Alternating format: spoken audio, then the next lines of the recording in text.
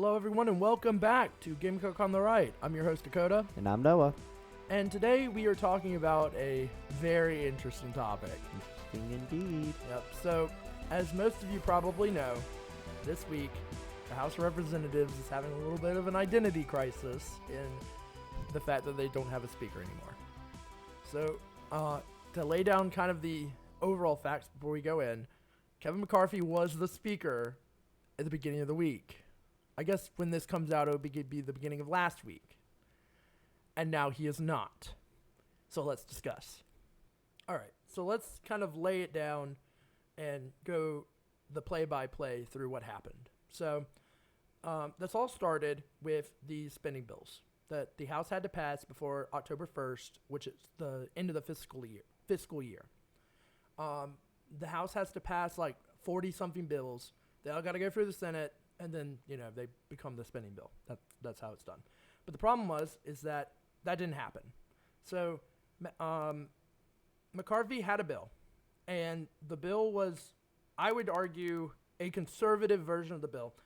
And granted, it wasn't the most conservative bill, but I think a lot of people have to understand is that we only have the House, and it's by a slim majority. So we are not in 2017 right now, where we can have the luxury of having the most conservative bill we can. So Matt Gaetz and the 8 people, I don't even know if it was all 8 of them, but Matt Gaetz and his flank, they did not like the bill that McCarthy put forward. They said it wasn't conservative enough. So they did not vote for the bill, which then led McCarthy to have to basically be like, okay, well, now we're out of time. Now we have to do a continuing resolution. And what a continuing resolution does is it takes all these 40 bills and it puts them in one big bill, an omnibus bill, and then sends it through the Senate. Basically saying we don't have time to do 40 bills. We're going to combine them into one and push it out. Which then Matt Gaetz got a little pissed at Kevin McCarthy because he technically violated one of his tenets to getting into the speakership. And then Matt Gaetz and 7 other people that are Republicans and all the Democrats voted out Kevin McCarthy. Do you think that's an accurate take on what happened? Yeah, no, absolutely. And I think personally, with everything that's going on, while this could have definitely come at a better time, the actual vote of no confidence that was put forward by Matt Gaetz and the other Republicans was lawful, I guess in the best terms. His agreement in order to gain the votes of Gaetz and the other Republicans who were holdouts during his initial confirmation, he had to agree to a certain set of rules, in which one of those was not passing omnibus bills, especially related to funding. Gaetz believed that all the bills should go through individually so that better spending cuts can be accomplished in order to cut funding to different parts of the government and be able to actually reduce some of the debt instead of continually increase it. And when McCarthy pushed forward this bill, it did break that agreement. It was an omnibus bill. And while, like I said, it could come definitely at a much better time, Gaetz had every right to bring forward this vote.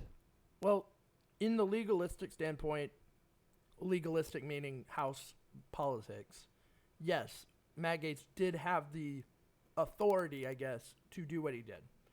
However, I think that it is really thick for Matt Gaetz to grandstand on how dare Kevin McCarthy do an omnibus bill when Kevin McCarthy was the one that had a conservative bill, which did a lot of conservative things, cut money, it did spending for the border, a bunch of other stuff. And, he said no. Matt Gaetz said no. And so, in my opinion, Matt Gaetz is the reason that Kevin McCarthy broke his promise. Because if Matt Gaetz and his people would have voted on Kevin McCarthy's spending bill originally, we wouldn't be in this mess. Yeah. So with that, where do we go now? What do we do now? And that is one of the big questions we have to look at as a Republican Party right now, especially looking into the House with this being a continuing resolution for only the next 45 days. How are we going to get through this? I honestly don't know. honestly, this is very embarrassing as a Republican. I think Ben Shapiro said it on his podcast, is that one of the rules of politics is you never speak up. You let your opponent, if they're making a mistake, make the mistake. You don't help them or hinder them. You just let them make the mistake. And that's what the Democrats are doing constantly right all now. the power to them too, because we would be doing the exact same thing if the situation was flipped. Okay, I'm not saying that the Democrats really aren't to blame on this one. It's us. We're the blame on this one, and not even all of us. In my opinion, there's 8 of us. 8 Republicans have just destroyed basically our consistency in getting anything done in the House, and now they're trying to replace. Now, I'm not going to say that Kevin McCarthy was the greatest speaker, or even anyone's first choice. He was basically the 15th choice, because they had to do that over and over again. But I think that it is really, crappy for Matt Gaetz to basically put Kevin McCarthy in a catch-22 of sink the government or break a promise, and then get mad when he breaks the promise. It wasn't like Kevin McCarthy went out of his way to break a promise. He tried to do it the right way, and then they stopped him. You can't, and here's another thing, is that you can't have, when we're in the situation we're in, this isn't 2017, where Republicans have the House, the Senate, and the presidency. We have one by a slim majority. Not everything that you're going to want to see is going to be in that bill, because we don't have the bargaining power to put everything in that bill. I think that the bill that McCarthy had was conservative enough for me to say he wasn't, being a cringe rhino. But I don't, and I think that that's definitely seen by the amount of, I would argue, pretty farther right conservatives still voting to try to keep McCarthy in. Yeah. I mean, a lot of people tried to keep McCarthy in that are more of the far right. And I think that shows that this isn't a, McCarthy being a little, rhino deal. Right. I think this is Matt Gaetz trying to get Matt Gaetz clout deal. And I can definitely see that. And I don't think that McCarthy is a rhino. Much more establishment, sure. He is establishment. I won't He's disagree on definition establishment, along with pretty much most of the Republican Party, unfortunately. Look, my problem isn't with getting rid of McCarthy in general, okay? Like I said earlier, McCarthy's no one's favorite, but I do have a problem with basically putting him in a catch-22 to get rid of him.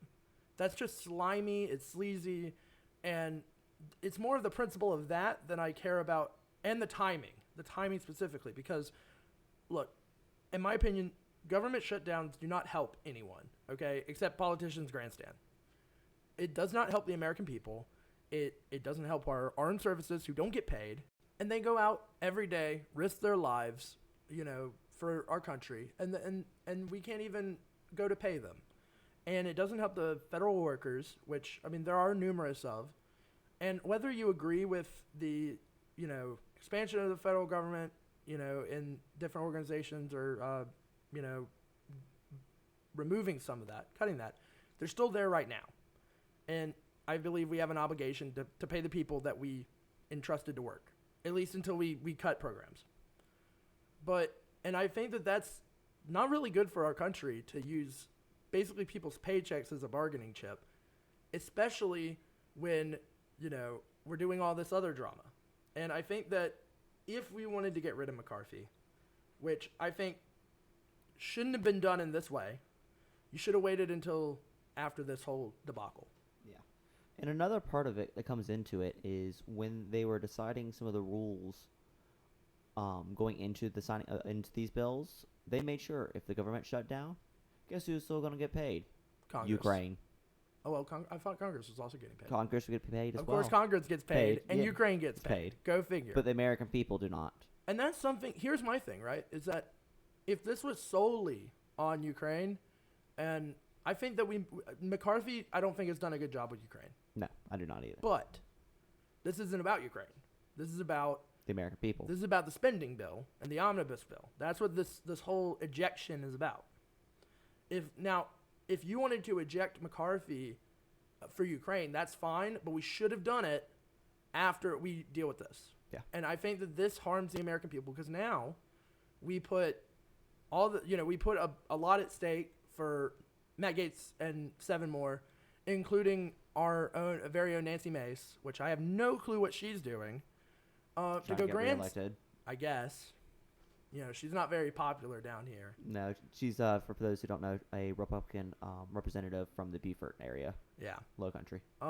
Yeah, she's had a turbulent popularity in the Beaufort area. For sure.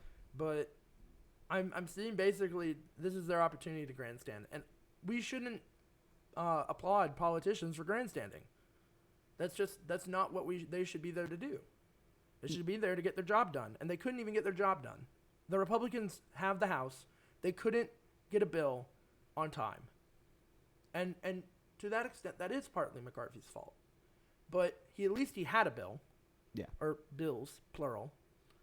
So I'm just really frustrated about this because this seems like the biggest time waster on the planet. Yeah. But unfortunately, it's happened. What do we do now?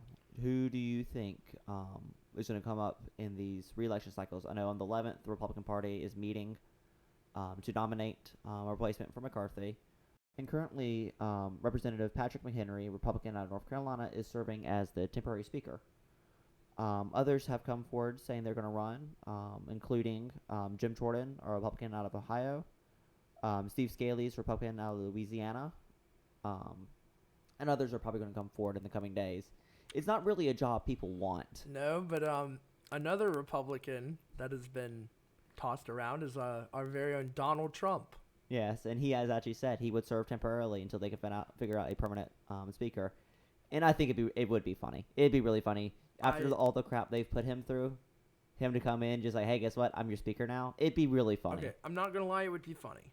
But I'm kind of not in the mood for comedy politics at this point. Like, we need to be serious, especially with the issues that we have to deal with and the fact that we still only have a slim majority. And at this point, with, at a flip of the whim, 8 people go voting with Democrats, so I think that we need to basically be serious and everyone just needs to chill out a little bit. Yeah, no, I agree. And I just am very disappointed in our party because we have it in the bag. We have it in the bag to go and win 2024 because the Democrats are widely unpopular. Biden sucks. And then we do stuff like this. It's like we need to be working towards 2024. That needs to be the overarching unifying goal and not, sitting here shooting ourselves in the foot. Yes, squabbling over the House. The only thing we have is the House, and we're shitting it away. Yeah. And I think that this is just not very forthcoming. Our politicians suck, okay? These people suck. And it is unfortunate, the situation where we as the American people are now put in. Yeah, I agree. So unlike the Republican Party up in Washington, at least on campus, on our level, things are actually going pretty well. Sure. YAF, Turning Point, us, and while UA is not political, they like us. Along with Advocates for Life. Advocates for Life. And I know that there are some other groups that have reached out to us recently as well. Yeah. So I'm glad that, we as young people, at least we have it together, right? As much as possible, at least. We aren't having a giant... Now, we've had our drama. For sure. We've had our ejecting McCarthy moments. But I think that we've learned to build a better... conservative base here on campus. Exactly. And, we've actually had some pretty good success recently doing events, going and doing... we had our dinner, kind of our social hangout. Event. And that went really well. Well, great. We got some new members, so that's always a good time. And then we've done stuff like we've been going, and you and me specifically, I think that Vivek will be our third. We're going to hear Vivek Monday. Vivek will be our third presidential candidate that we've gone and heard. Yes, he would be. We're going up to Winthrop on Monday. We're recording this as of Sunday. Yeah. Saturday, excuse me. It'll probably be out on Sunday. It'll be out tomorrow. But we're going up there Monday to hear him speak and be able to get another perspective, get some merch, possibly have a chance to ask some questions. Yeah. So it'd be a good opportunity. We plan to do this with as many Republican candidates as we can. Oh yeah.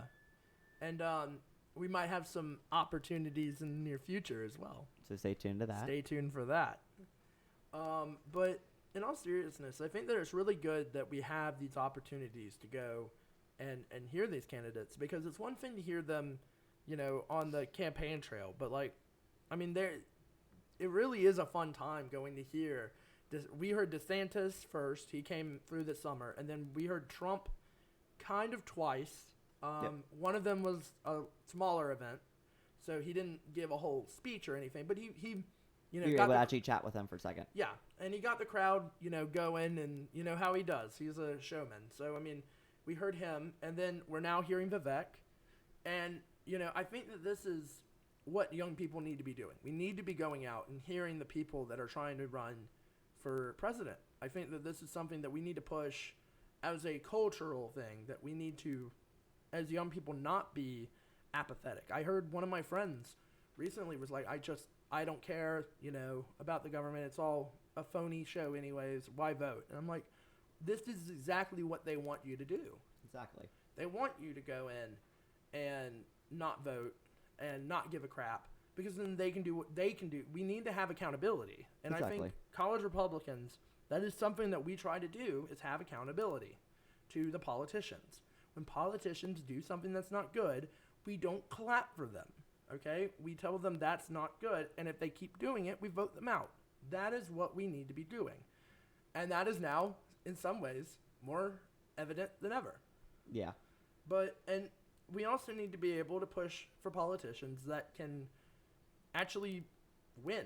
We need to be able to get politicians that can go out there, speak to the masses, and appeal to a wide amount of people. For sure. And then with that, we're even seeing it here in our state with some of our representatives. I think going into 2024 and 2026, going to midterms, there's going to be a big change up of politicians. I think a lot of people will be voted out.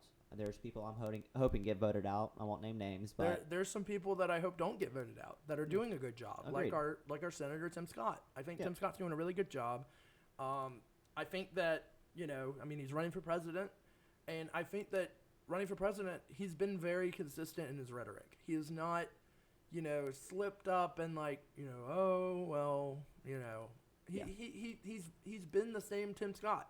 Yeah, which is I really do appreciate not changing up your values just because you're running for president. And I know, he's not doing amazing, but I hope that Tim Scott can become, and people like Tim Scott can become, a more prominent figure in the party. Because I think that and by the numbers that he got elected last year, he will. Oh, yeah. I think he was second place to DeSantis in the amount of people voting him back in. He was very popular in the state. And I think we need more Tim Scotts. I do too. And, I think that you're right, that come 2024 and 2026, we are going to see a big difference, because people like you and me are tired of some of these phony politicians that just sit there and do nothing, and then they'll change their, they'll put on a different mask depending on, the day of the week. And I think we both have a certain politician in mind. Republican from South Carolina. That narrows it down a little bit. But I also think that it's not just the higher positions, right? We got to be looking at state politics as well, and local politics, and even down to the school boards. That is where real change can be made. That is how the left is winning, because they go into the school boards, and they go into local politics. And that is why, when COVID happened, that is the reason that it was so bad in some areas, because the local government had local ordinances, and the school boards controlled all the children. Yeah, and actually, coming out of COVID into 2021, fall of 21, I personally went and spoke at a school board meeting and kind of flamed them a little bit because of the stuff they were pushing within the football, within football games. I was a member of the band in high school, and they wanted to push us out of the stands so that they could, quote unquote, spread out more. And after going and actually talking at the school board meeting and meeting with the chair of the school board afterwards, can't remember his name, unfortunately, I found out more information and was able to actually get it changed. We were allowed to be back in the stands. because it really was. It ended up not being a school board thing. It ended up being a principal thing. But that kind of stuff, actually being active and going out and being active in your community, I think is something that's really important. And actually, Clemson College Republicans recently did an event with one of the Turning Point coordinators, learning how to be a poll watcher. Yeah. And I think something's really, really cool. Being active in the election system, holding the polls accountable, it's something that's really, really important. And I think that's a great idea. Those people are very important to keeping our country going. Yeah. We need to have secure polls. Exactly. And poll watchers very good. And I've actually been a poll worker before. During the 2020 election, I worked as a poll worker.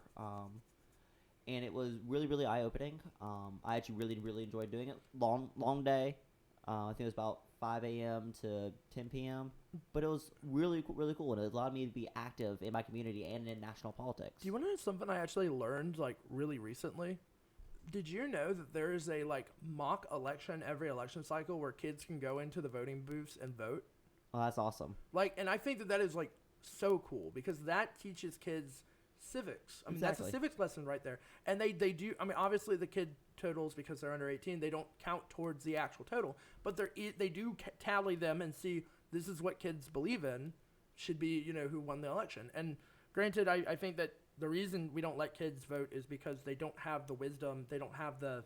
They're much more influenced by their parents. Exactly. But I think that getting the kids knowing that voting is a good thing. Voting's important. Voting is important. I think that is a good thing to instill, and that's a really good program. I didn't know about it when I was a kid, or else I would have been at... I mean, I went with my mom to the voting booth because I enjoyed going. Exactly. But I got a sticker out of it. Yeah, I got a sticker out of it too. And if it was the good years, you also got a little lollipop too. I never got a lollipop. They had them at my place, and it was like, I was like, oh wow, yeah, that's cool. But I would have voted. I didn't know they could do that. So I'm glad that, like, stuff like that. We need to be encouraging Gen Z and the generations below us to get involved, but we also need to make sure that they're getting involved in the ways that are good. We can't have any more of this, like, I think we need to be very objective with how we discuss politics with the younger generation. Yeah. And I think that that's really hard to do when, like I said, these school boards, it starts on the school boards. I know we're getting so off topic, but it's important. It is important because, I mean, these schools are getting more and worse every day, and then it's always slanted. It's always slanted. Even in, you know, conservative areas, the school boards seem to always go left because no one cares. No, absolutely. So we as young people, and we as college Republicans, and we as Republicans in general, all need to be very aware on who we're voting for and why we're voting for them. And we need to be alert around of our communities. Absolutely. And I think that tying this back to our overarching theme for this episode, I think that some people might need to do that more than others, and maybe dealing with the problems in the House. Yeah, absolutely. You know? Having a strong central Republican Party who are unified together in order to pass true conservative bills that will actually help Americans instead of hinder and be able to just grandstand. Yeah. That is what we need, not people who are doing it to get reelected. Exactly. And I think that that's why the Democrats keep winning, because they're unified, at least on the front that they put out. They don't have crazy stuff like this happening. They know that, like, I know that, Nancy Pelosi, we know as we follow politics, Nancy Pelosi and AOC do not like each other. Oh, no. But they vote together. They will suck it up and be consistent in Congress, at least to an extent, right? They're not going to go voting each other, Although, speaking of Pelosi, she got booted out of her office. I will say that is kind of funny. It is really funny. I think that good riddance. I don't really particularly. I don't think it matters that much. No, it doesn't. But it's still funny. But it is kind of funny that, like, the first thing that the interim, like, House guy did was like, Nancy, get out. It's pretty funny. It is kind of funny. But I think that we as Republicans need to be on the same page, and we don't need to fracture into infighting so much. Absolutely. At least on big issues. Like, it's one thing if we have, like, this niche thing or even bigger issues. I think that there are divides sometimes. Yeah, when you look at stuff like gun control or abortion or any of those big button topics, there are going to be divides. People have different opinions on it, especially depending on where you're from. But I think on a holistic note, we need to look unified. Yes. Even if we aren't unified, we need to look unified, because right now we look like wimps and losers. Yeah. Who absolutely. can't even keep their own person in power. And I think that we definitely also need to change the culture in Congress. Like you said, we need to be pushing for getting bills through. We need to be pushing for having conservative values. I will caveat that we also need to look at pragmatism in the fact that we only hold one of the three, so we are going to sometimes have to make concessions, which does suck. I don't think that's a good thing. It's just a necessary thing. But we need to know what kind of concessions we can and cannot make. Absolutely. That's something that a good leader can do. Exactly. Listen to the voice of America on your constituents of what, are your hardline items. Yeah. But I think we also have I think it's a big cultural issue. That's what's kind of flaming all of these issues. But I think that if we can, us as young people, we can go in and try to fix some of these issues. Maybe America will be doing better, for our kids. Yeah, absolutely. And I think some of the stuff that would go into that is there are changes, like I said, that need to be made in Congress. Mm-hmm. Looking at stuff like term limits. I agree with term limits. Absolutely. It's a great thing we need to do. There was a recent proposal to bring, in response to actually a lot of the stuff that happened with Gates, bringing forward a proposal that would remove insider trading, which I also agree needs to be out. That's a great idea. You're there to serve the public, not become rich. Yeah. Term limits, I think it was 12-year term limits, which actually is not bad. I don't think that's terrible. That's 2 Senate runs. That's like 6 Congress runs. But the Congress seats are only for 2 years. That's not a lot of time to get stuff done.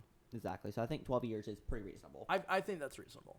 And there's some other other things with them that were pretty good. I just don't have it up with me right now. Yeah.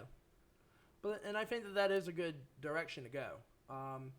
But I think that we need to be holding our people more. I think that my frustration, I'm more frustrated with this scenario because it's kind of like, when it's one of your people, you care more. Yeah. And I want to hold Republicans to a higher standard than I hold the Democrats, because I'm not a Democrat. So, Democrat's going to Democrat. But But the Republicans, we can influence we can actually, that. yes. These are the people that represent us. Yeah, we can vote them out. Yes. If they start doing stuff that we disagree with, mm-hmm. if you're no longer doing your job, you should be voted out. Well, if you're going to sit there and flip and flop and flip and flop on your positions just to get reelected, or if you're going to become, of certain people, voted initially as a Democrat, can't get elected, turn as a Republican, get elected, and sit in Congress for the next 20 years, you should be voted out because you're not a Republican. Yep. I agree. All right. Well, I think that was a pretty good episode. Stay tuned. Next week, I think we're having a pretty big episode. I think we're talking with one of our student leaders on campus about a pretty controversial issue. For sure. So stay tuned. Thank you for listening to Gamecock on the Right. You can catch us on Apple Podcast, Spotify, or YouTube, and also on our Instagram page, USC_college_Republicans. We try to upload every week, so keep an eye out on that, and we'll see you later.